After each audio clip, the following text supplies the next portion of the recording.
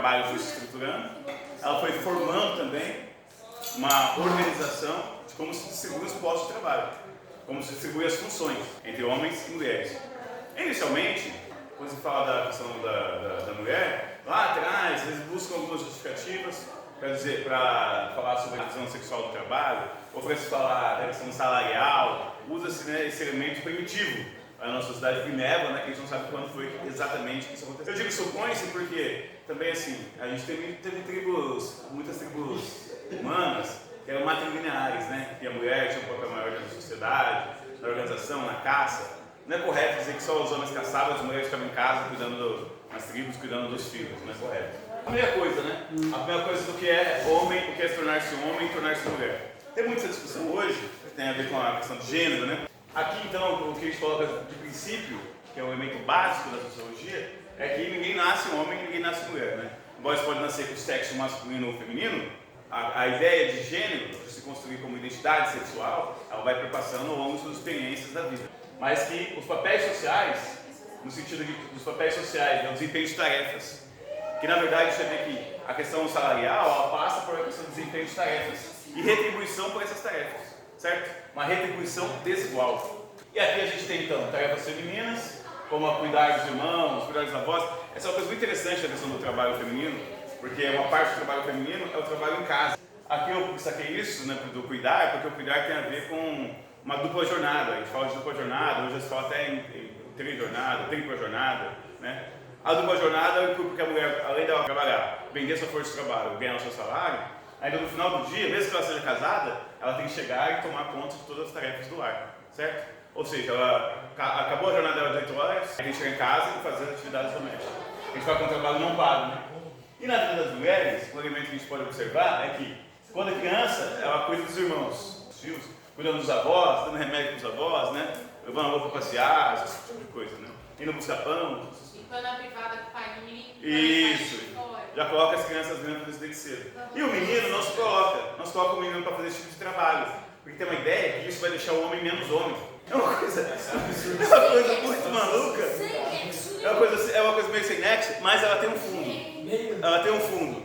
Por que meio sem nexo, eu digo? É meio sem nexo porque, na verdade, ela reafirma um status quo, uma forma social de divisão de papéis na sociedade. Ela seria irracional se ela não servisse à afirmação do domínio masculino. Então você arruma uma desculpa mágica, abstrata, da dominação sexual. Então, a mulher já cresce numa sociedade que reserva privilégios aos homens. Não é porque eu estou dizendo isso, porque depois quando a gente vai discutir questão salarial, ou questão de direitos de mulheres, acaba sendo uma pressão muito forte para que a mulher aceite condições diferentes. Condições de trabalho diferentes, condições salariais diferentes, condições de participação política diferentes, deixar que outras pessoas, que os homens queiram determinar os direitos reprodutivos das mulheres. Isso é uma coisa maluca. Quando fala de direito reprodutivo, isso cai também no negócio da representação política, né? Porque como a maior parte dos cargos políticos que legislam sobre o corpo, sobre leis, sobre a sociedade, está na mão de homens, Congresso, Senado, a esmagadora maioria homens, os homens aprovam leis que ferem diretamente a liberdade da mulher. Então a mulher entra no mercado de trabalho já com uma série de desvantagens sociais, históricas, porque tem também uma ideia de que, a gente vai ver os dados, né? Os dados ficam um pouco mais claros isso, né? Que a sociedade, como se a sociedade fosse evoluindo por si mesma, ela fosse deixando para trás esses elementos mais retrógrados, muito atrasados. É verdade que a gente tem tido avanços nos últimos anos, mas o Brasil ainda é campeão mundial entre os campeões mundiais de violência contra a mulher, certo? De assassinato de mulher pelos maridos. Então, uma das coisas é isso, né? Também a responsabilização desigual. A mulher tem que cuidar dos parentes, a mulher tem que cuidar dos filhos, a mulher tem que cuidar do trabalho doméstico. Aqui, essa chave é muito legal, faz uma contraposição, né, entre um dos momentos mais felizes, mas ao mesmo tempo a dupla face disso, o lado oculto disso, é isso que ela vê no espelho, que é basicamente virar uma trabalhadora não remunerada do lar. E esse outro elemento muito maluco, porque o trabalho feminino em casa não é visto como trabalho. É como se é comum também você ver as mulheres se justificando, né? Ela fala, você trabalha, algumas, né? Não todas, né? Trabalha, ela fala, não, sou dona de casa. Como se fosse algo menor. Lavar, passar, cozinhar, tudo isso, cuidar dos filhos, lavar roupa.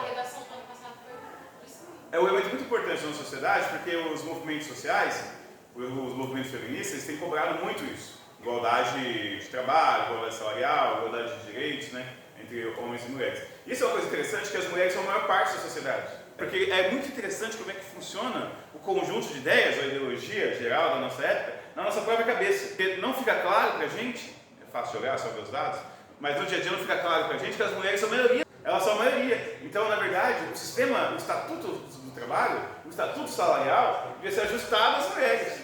Embora elas sejam alguns setores. Óbvio, se você for numa construção civil, você vê menos mulheres lá, certo? Agora, se você for numa escola, em todos os anos, todas as séries, desde o prezinho até o ensino médio, você vê que a maior parte é mulher.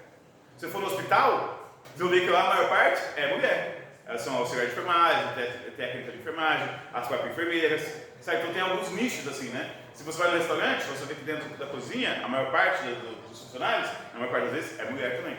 Então aqui, a questão da dupla jornada, ela coloca isso, inclusive no âmbito da carreira. É muito comum as mulheres que, mesmo as que fazem universidades, se casam, né? Ou mesmo que não façam universidade, se casam, tem uma série de aspirações, uma série de sonhos, né? E ela acaba abrindo mão para cuidar da família, dos filhos. Porque o homem, ele não vai querer assumir dividir igualmente essas tarefas. Então você vê aqui, né? Aqui a chance maior de um homem ter uma carreira dita de sucesso, ou com mais êxito, ou com mais promoções, ou com mais aumento salarial, é maior que os homens. Porque aqui tem esse monte de obstáculos que as mulheres vão ter.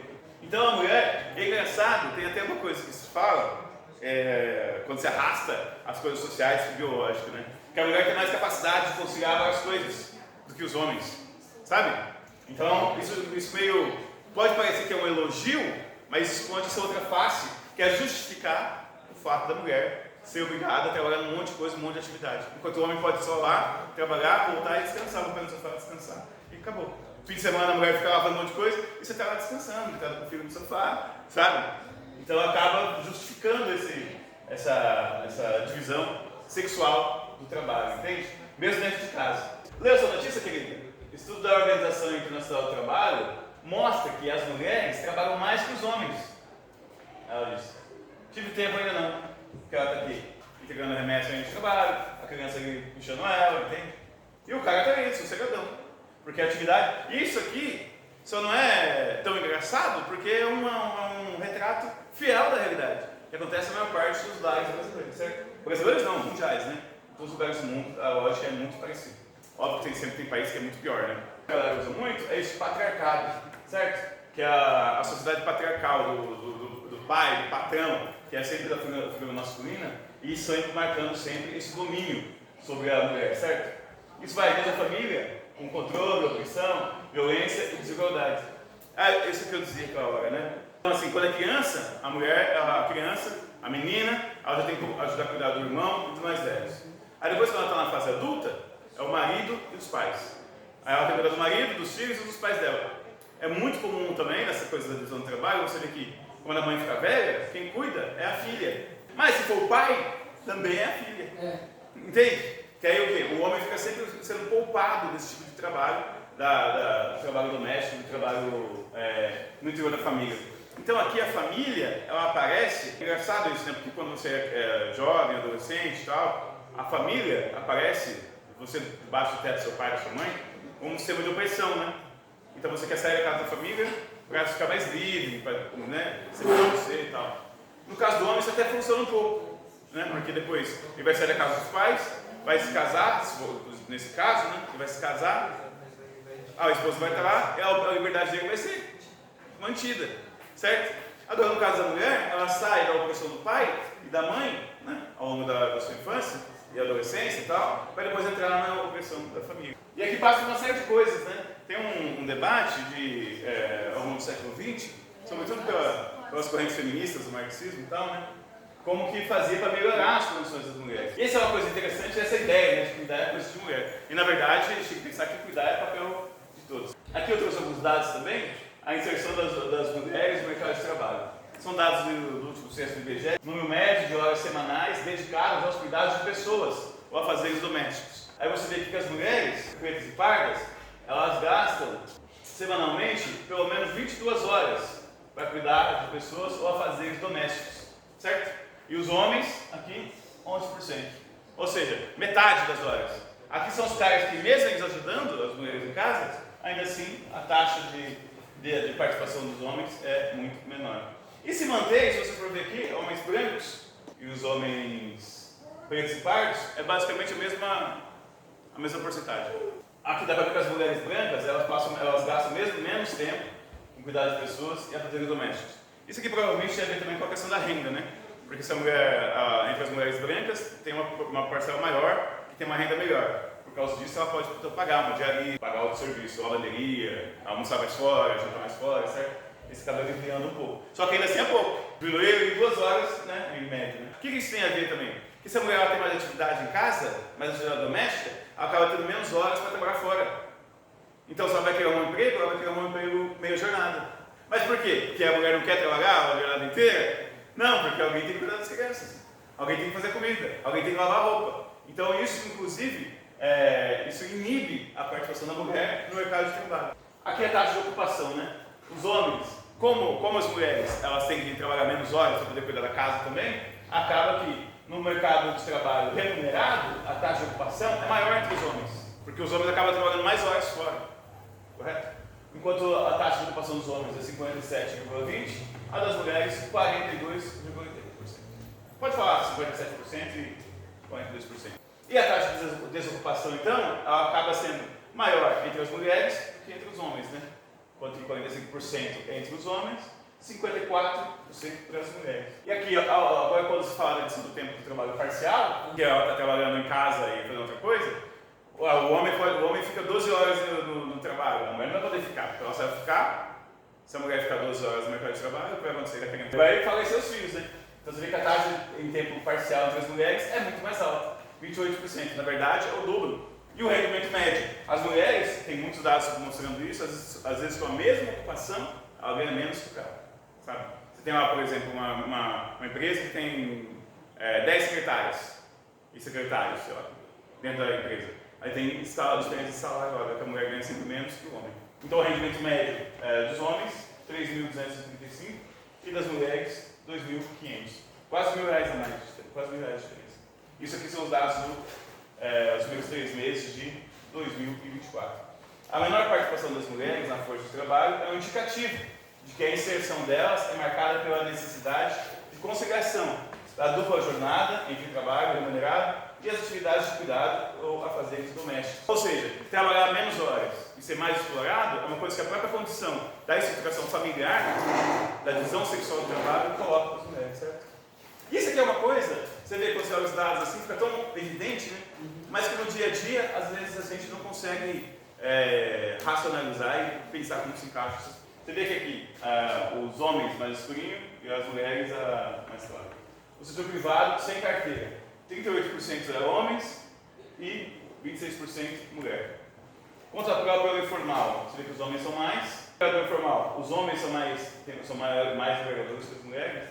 Então você vê que os trabalhos domésticos, na totalidade, os homens são apenas 8%, enquanto as mulheres 91%. Certo? 1/3 das mulheres em empregos domésticos não possuem carteira assinada. Eu lembro quando teve esse negócio de carteira assinada para trabalhador doméstico. Nossa, foi uma campanha. A galera, as madames fez campanha. Tem uns vídeos muito engraçados. Engraçado se não fosse irônico, mas que as madames reclamando que agora as empregadas domésticas têm direito a ter carteira assinada, a ter férias, ia ter 13º. Isso é um absurdo, isso nunca foi assim. E isso, por incrível que pareça, esse tipo de pensamento tem a ver também com a questão dos resquícios da escravidão, sabe? Deixar que as mulheres são obrigadas a trabalhar sem nenhum direito, sem nada, né? E isso é tanto no mercado fora quanto em casa. Hoje tem uma taxa maior de mulher que tem carteira assinada nos trabalhos domésticos. Mas ainda assim, 1/3 não tem carteira assinada. E a renda média delas é R$1.146. Então, uma média muito baixa. Você pega que a média nacional está em torno de R$3.000, segundo os dados do IBGE, é R$3.000 a média, né, salarial. E aqui está entre menos da metade.